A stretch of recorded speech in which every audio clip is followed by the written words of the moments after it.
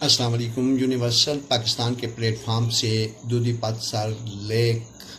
Part 2 کے ساتھ حاضر ہوں۔ اس وقت ہم مون ریسٹورنٹ کے سامنے دریا کو عبور کرنے کے لیے زپ لائن کا انتخاب کر چکے ہیں، اور زپ لائن کے ذریعے ہمارے کولیگ سیفی صاحب اسے عبور بھی کر چکے ہیں، اور اسی طرح ہم باقی دوست بھی اس کو انشاءاللہ عبور کریں گے۔ یہ زپ لائن جو ہے لوکل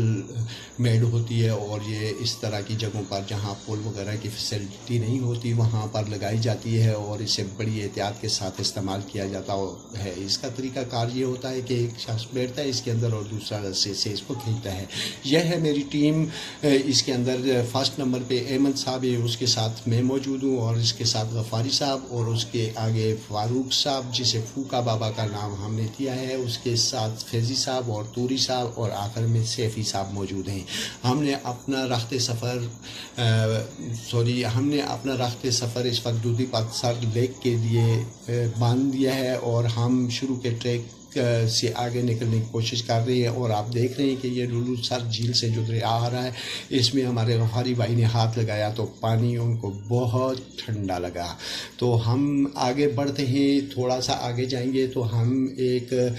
چھوٹا دریا ہمیں اور سامنے ملے گا جسے دودھی پاتسر لیک سے نکلا ہوا دریا کہتے ہیں، اور یہ دریا ہمارے ساتھ دودھی پاتسر لیک تک جائے گا۔ تو آج ہم نے اپنا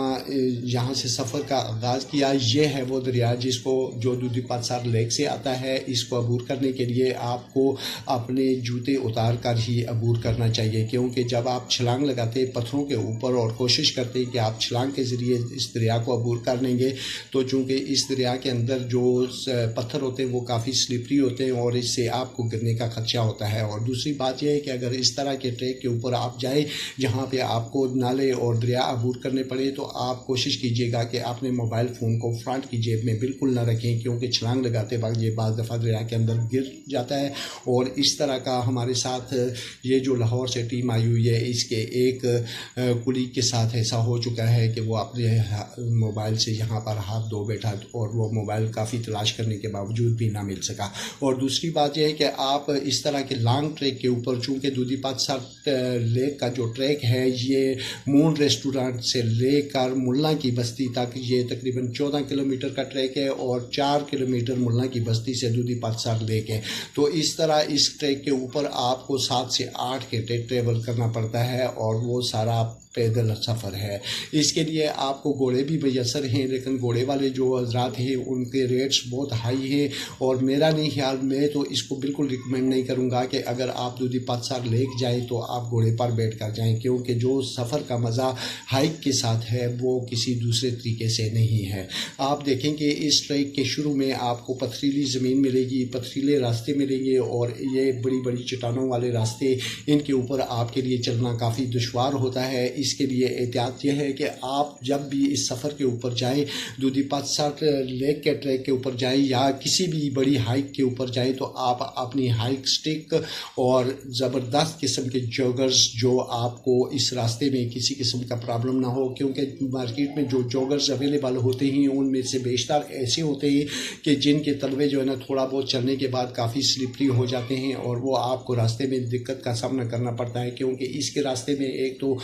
پانی کی دریا عبور کرنا پڑتا ہے، دوسرا کچھ جگہوں کے اوپر گلیشیئر موجود ہوتا ہے، اس کے اوپر سے بھی آپ نے گزرنا ہوتا ہے، اور کچھ ایسے راستے ہیں کہ جو کافی دشوار گزار ہے، اس کے اوپر خدا نہ کرے کہ آپ کا پاؤں سلپ ہو جائے تو آپ کے لیے پھر تیسرا کوئی راستہ نہیں بچتا۔ اس لیے سب سے پہلے احتیاط ضروری ہے، آپ یہ احتیاطی تدابیر اختیار کریں، اپنے ساتھ مکمل ہائیکنگ کا ٹریکنگ کا سامان رکھیں، اور ٹارچ کا ہونا بھی آپ کے پاس ضروری ہے۔ اور اس طرح کے لانگ ٹریک کے اندر آپ کے پاس جو کھانے پینے کی اشیاء ہیں وہ لائٹ قسم کی ہونی چاہیے، جس کے اندر میں سب سے زیادہ ریکمینڈ کروں گا کہ آپ کے پاس ڈرائی فروٹ ہونا چاہیے، آپ کے پاس بنے ہوئے چنے ہونے چاہیے، آپ کے پاس تھوڑی نمکو ہونی چاہیے، تھوڑے آپ کے پاس بسکٹ ہونے چاہیے، اور کھجور والا آئٹم مت بھولیے گا، کیونکہ یہ ایک زبردست ڈائٹ ہے جو آپ کو کمپلیٹ انرجی پرووائڈ کرتا ہے۔ اور یاد رکھیے پانی کا استعمال کے لیے آپ کے پاس پانی کی بوتل کا ہونا ازحد ضروری ہے، کیونکہ اس راستے میں قدرتی پانی کے بہت سارے چشمے آتے ہیں جو صاف اور شفاف ہیں، وہاں سے آپ اپنی بوتل کو دوبارہ ریفل کر سکتے ہیں۔ اور یہ ٹریک آپ دیکھ لیں کہ شروع میں کافی مشکل ہے۔ ہمارے کولیگس میں جو ہے اس وقت ایک لیڈیز بھی شامل ہیں جنہوں نے شروع میں ابتدا میں کافی مشکل ٹریک کا سامنا کیا، جس کی وجہ سے وہ تھکاوٹ کا بہت شکار ہوئی اور ان کے لیے آگے چلنا کافی مشکل ہو گیا تھا۔ تو ہم نے دیکھا کہ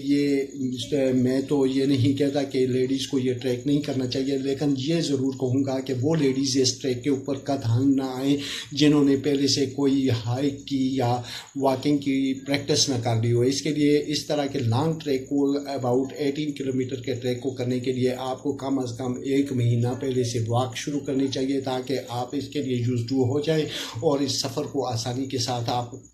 منزل تک کر پائیں۔ ایسا نہ ہو کہ اس طرح کے لانگ ٹریک میں آپ جائیں اور آپ جو ہے نا یوز ٹو نہ ہوں اور آپ کو راستے میں ہی تھکاوٹ کا سامنا کرنا پڑے اور آپ کی وجہ سے آپ کے دوسرے جو کولیگس ہیں ان کو بھی دقت کا سامنا کرنا پڑے۔ اس لیے آپ نے انجوائے کرتے ہوئے جانا ہے، آپ نے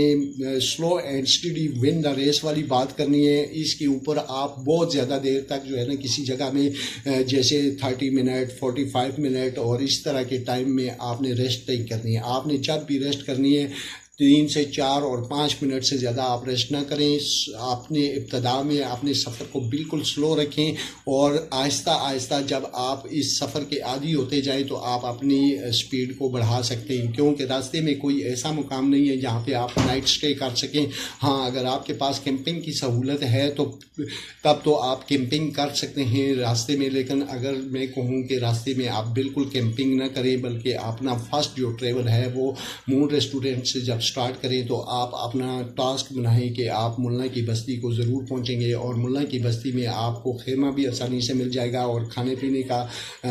چیزیں بھی آرام سے مل جائیں گی اور وہاں پہ آپ کو کسی پریشانی کا سامنا نہیں کرنا پڑے گا۔ آپ کو یہ بتاتا چلوں کہ یہ ٹریک بہت خوبصورت ہے۔ ابتدا میں یہ دونوں طرف سے پہاڑ اس کے بالکل قریب ہیں اور درمیان میں دودھی پاتسار لیک سے نکلنے والا یہ دریا چھوٹا سا آپ کے کانوں میں زبردست قسم کا میوزک گول رہا ہوتا ہے اور آپ کو جگہ جگہ پانی کے صاف اور شفاف قسم کے چشمے نظر آتے ہیں اور گرینری اتنی زبردست کہ